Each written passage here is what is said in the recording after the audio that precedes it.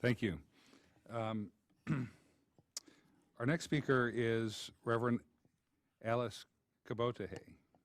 And I'm sure that I didn't get that right, but I told her that I commiserated with her in terms of having a last name that was difficult. When you hear the permutations of Bergamini from children, especially children that have nausea, it very rapidly converts to Bad News Bob.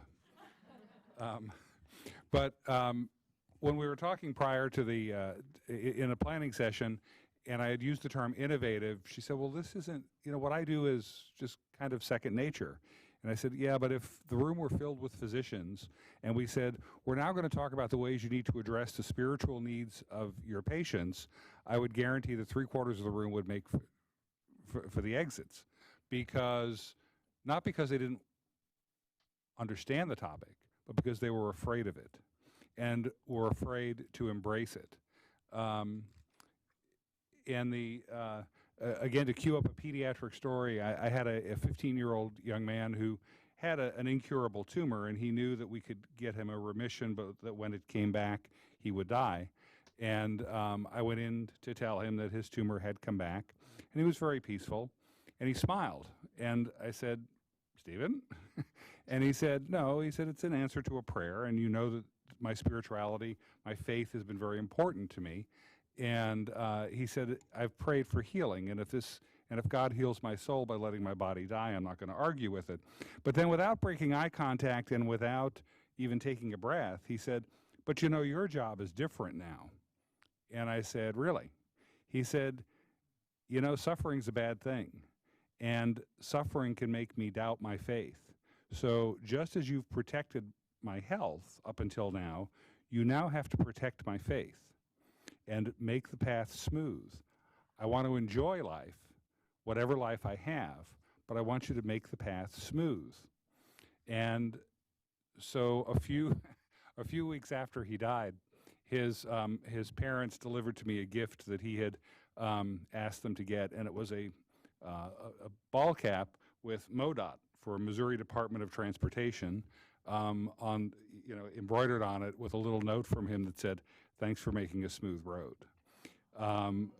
Addressing the spiritual needs, I think, is when we talk about something that has never been part of physician education, ranks very high on the list.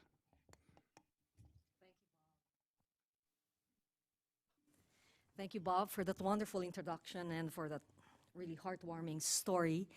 And I'm really very happy to be here, to be able to be part of this conversation regarding how to integrate the patient and caregiver voice into serious illness care.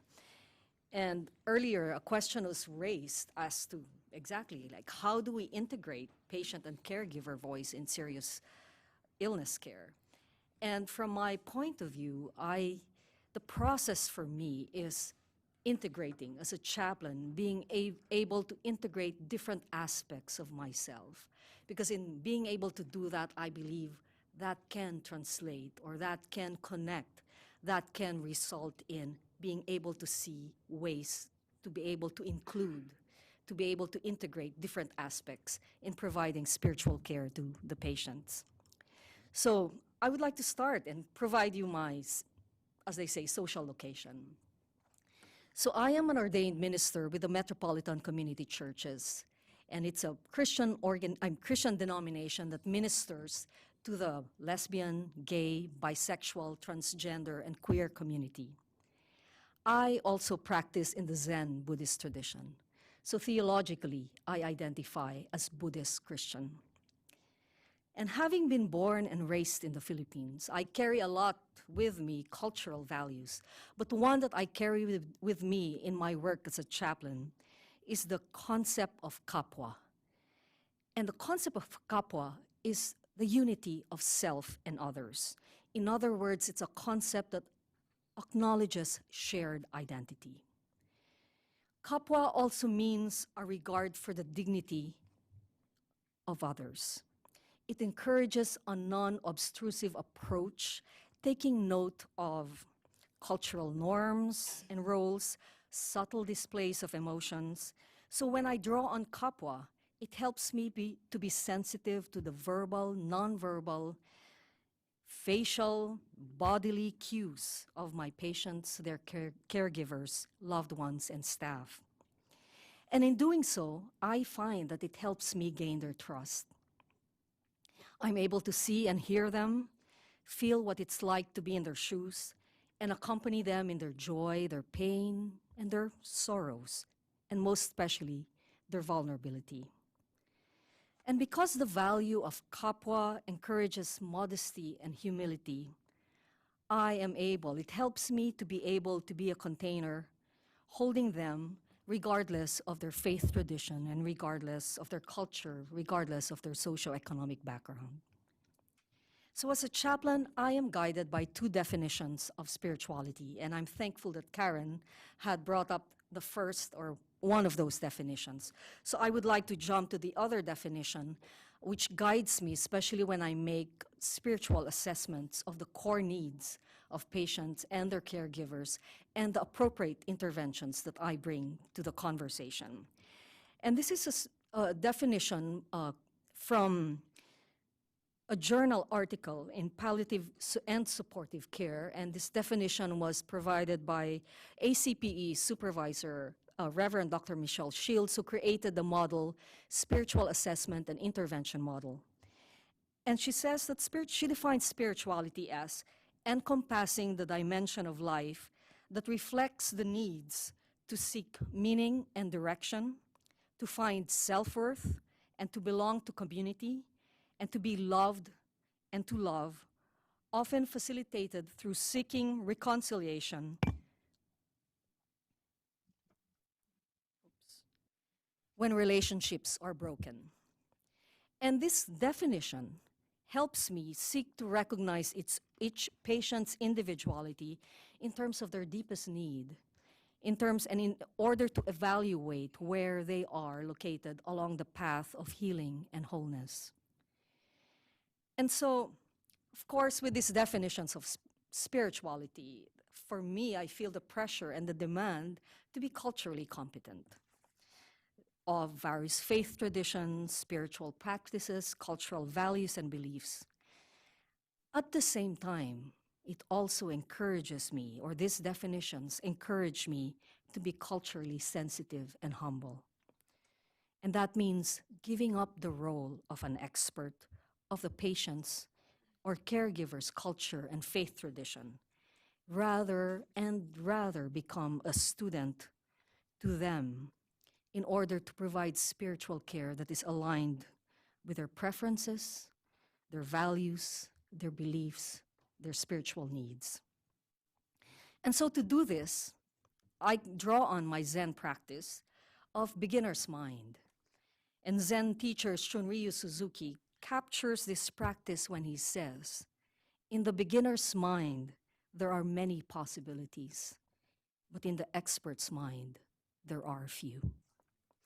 So this morning, I will share with you how I approach two different end-of-life conversations and cases guided by my theology of spiritual care, my cultural value of kapwa, the two definitions of spirituality that I cited, the spiritual assessment and intervention model that I use in my visits, and of course, including the cultural background and values, faith traditions, and beliefs of the patient and caregivers, their socio-economic context. And one of the things that I discovered, to also delve into their experience of space and time during those encounters. So one case involves a Vietnamese Buddhist father and mother, and the other conversation that I will bring forth involved a Filipino Catholic transgender woman. So the first case is about Kim, the 21-year-old daughter and caregiver of her father, Vin, the patient who was a 71-year-old man who had liver transplant the year before his confinement at the ICU. Vin had disseminated tuberculosis. He had renal failure. He had an open chest wound. And this wound could not be healed. And he was malnourished. He was sedated for pain, and he was under ventilator support.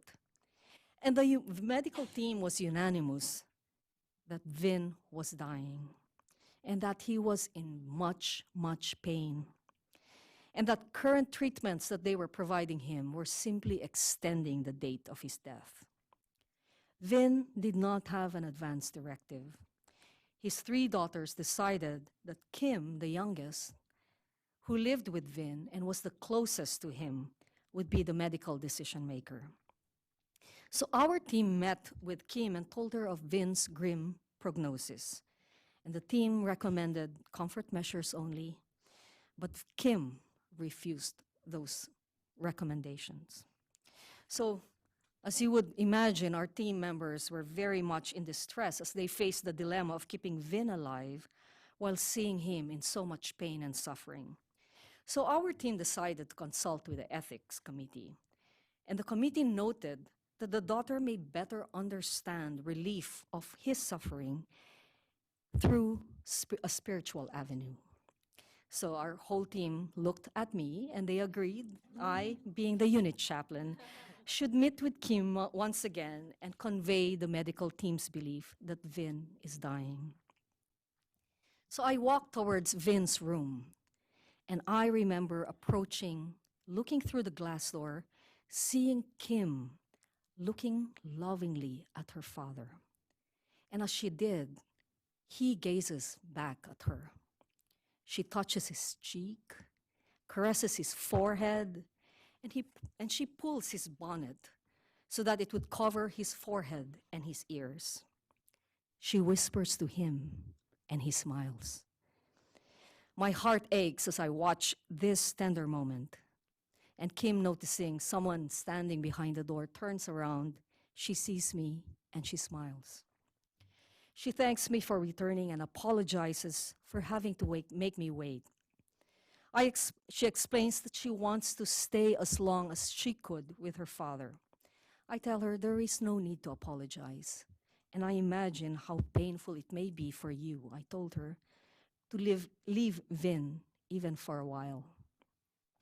So we walk into a small private room, and Kim takes off her large glasses that covers her face, which reveals a fine, very fine, delicate features.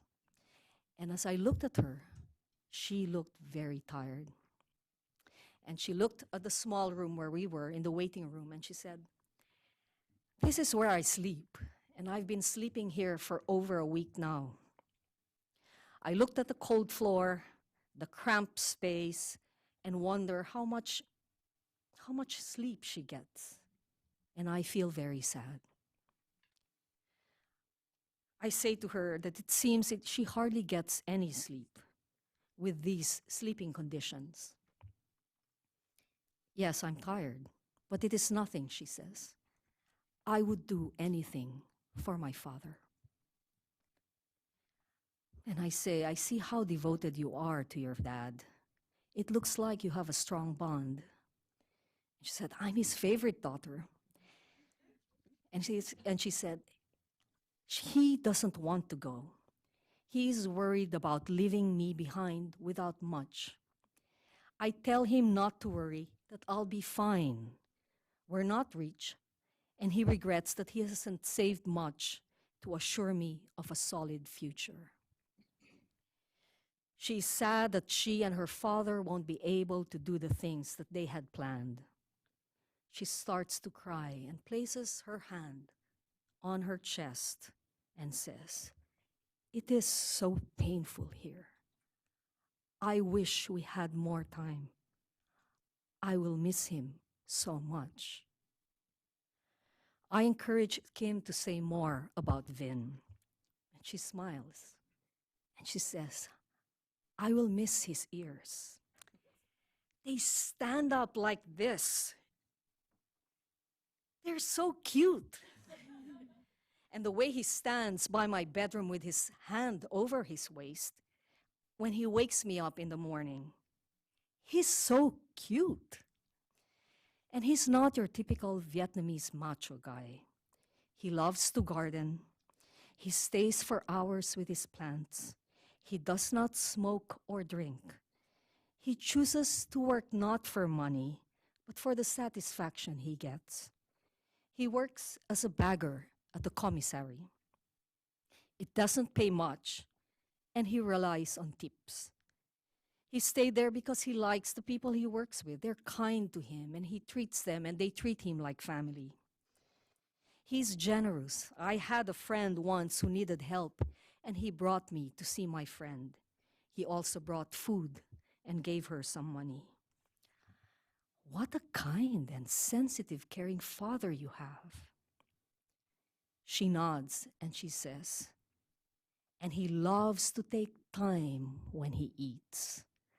I often bring a bag of M&Ms to share after a meal. I had popped 10 into my mouth and had eaten 10 pieces. And here he is, still rolling one in his mouth. And she laughs.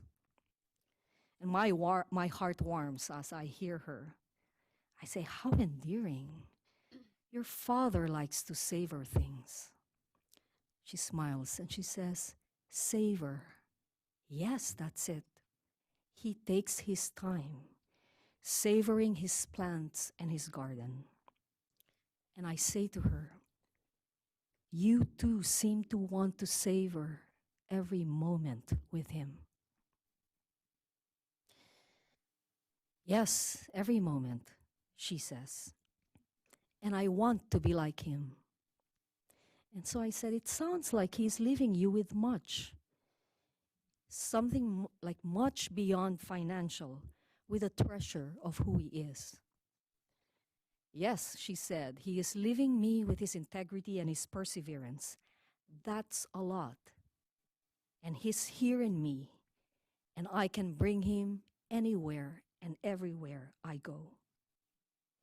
And then she stops and says, and the doctor said that my father isn't getting any better. They suggested that they move him or that we move him to palliative care. And as suddenly her eyes flash in anger and she says, I wouldn't want to do that. He wouldn't want that either. It would be giving up. He does not want to give up, he told me so. I hear your frustration, I said. And she says, my sister and I are upset. We had hopes that he would get better. He survived imprisonment during the Vietnam War, and he believes that he would survive this.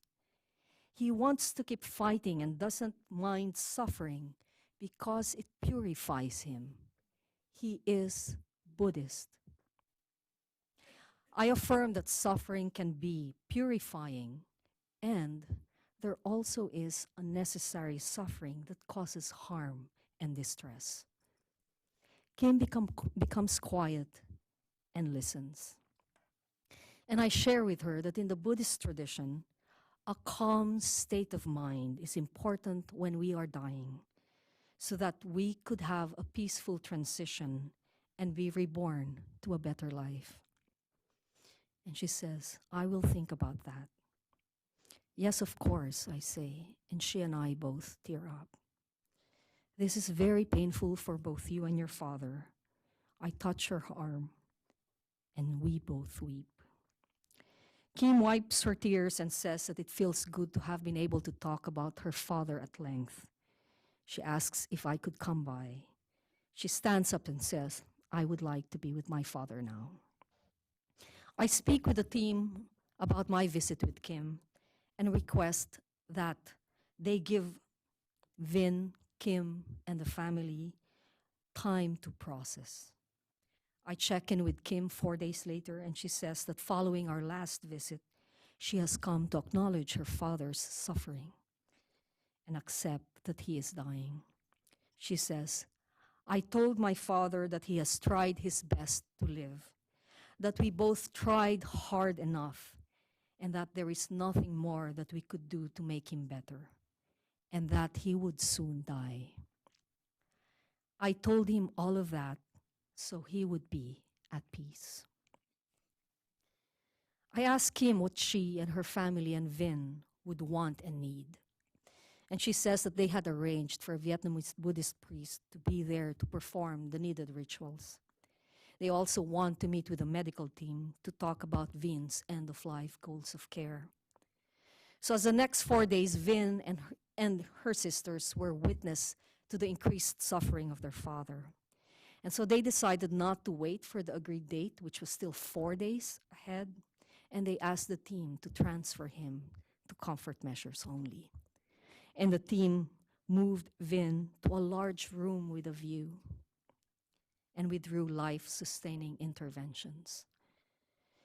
With his daughters by his side, Vin died shortly afterwards without complication. And so the second case I'd like to share is about Dana, a 50-year-old Filipino Catholic transgender woman. During a checkup, Dana's doctor discovered that she had contracted fungal infection in her lungs. And during the time, she was told that she had to consider palliative care. And that made her really angry. And during the time, she had had a code and her heart stopped. And when I visited her, she said, "My heart stopped and I'm glad that they revived me." And she said, "I am afraid of dying." And she related that during the course of that period, she found herself in hell and said, and then a light showed up, but she said, "I was not ready to meet God." And it turned out that she prayed to the Santo Niño de Cebu, or the Holy Child Jesus. And basically, as we talked about it, she realized that the Santo Niño, or the infant child Jesus in the Philippines, in her prayer, dressed up in a dress in gold and black embroidery. And she said, you know, he was fine with God being himself.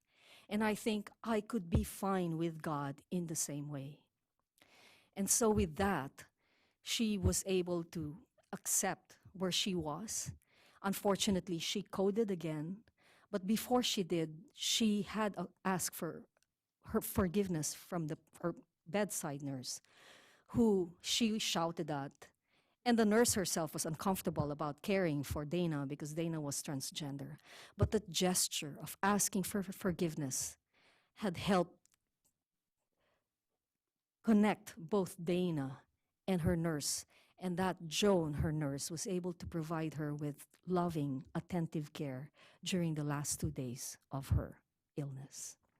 And so from these 2 case studies, I just want to share that they reminded me of the book Learning to Fall, The Blessings of an Imperfect Life by Philip Simmons. Vin and Dana showed me how frightening it can be to lose control of one's faculties, to feel helpless, and to let go of one's passion and one's life. It was a privilege to witness them learn to fall, embodying Simmons' words of, "In falling, we somehow gain what means most. In falling, we are given back our lives, even as we lose them."